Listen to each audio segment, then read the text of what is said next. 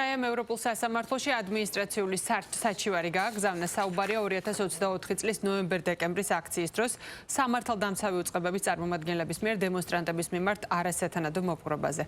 მათი განცხადებით სახელმწიფოს ქმედებები წარმოადგენს არა მხოლოდ ინდივიდუალური უფლებების დარღვევას, არამედ ძალაუფლების ბოროტად გამოყენებას. ორგანიზაციაში ამბობენ, რომ საჩივრის მთავარი მიზანია საქართველოს დაინახოს რა მოხდა 2024 წლის ნოემბერ-დეკემბერში აქციების დროს.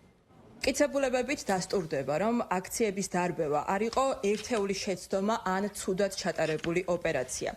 არამედ ეს იყო ორგანიზებული დანაშაულებრივი ძალადობა და ადამიანის უფლებების იმ მწვავე კრიზისის დასაწყისი, რომელიც ქვეყანაში 2024 წლის 28 ნოემბრის შემდეგ განვითარდა. ის რომ ეს არ იყო ინდივიდუალური გადაცდომა, არამედ მიზანმიმართული სახელმწიფო სტრატეგია. დასტურდება მაღალი თანამდებობის პირების მიერ ძალადობის განმახორციელებელთა საჯარო დაჯილდოებით და დამნაშავე ოფიცრების დაუსჯელობით.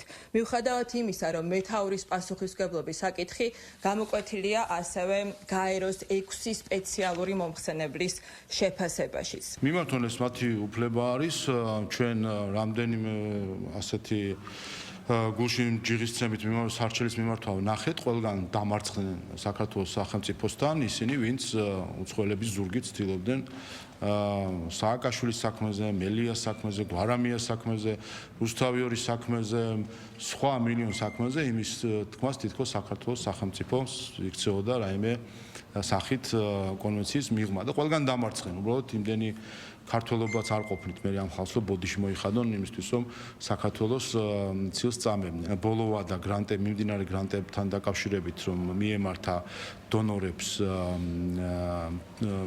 სახელმწიფოსთვის გრანტებზე თანხმობის მისაცემად 5 აპრილს უნდა მიემართა და ჩემთვის საინტერესოა მიმართა თუ არა საიას დონორმა ხელისუფლებას და საინტერესოა საიდან ფინანსდება ამ შემთხვევაში, იმიტომ რომ თუ არ მიმართა და ეს უცხოური დაფინანსებით ხდება კვლავ საქართველოზე თავდასხმის ორგანიზება, აქ რა თქმა უნდა საინტერესო იქნება ჩავიხედოთ რასთან გვაქვს საქმე.